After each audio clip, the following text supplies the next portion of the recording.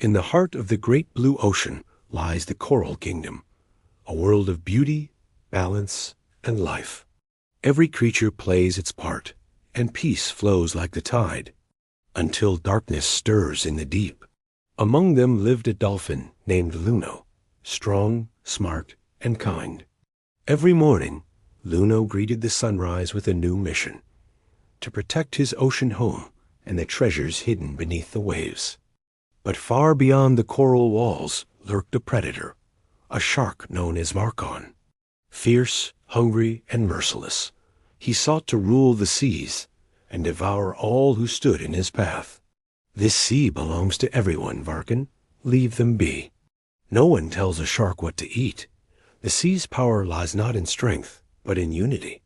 The ocean trembled as the battle began. Courage against cruelty, intelligence against rage. Peace returned to the coral kingdom.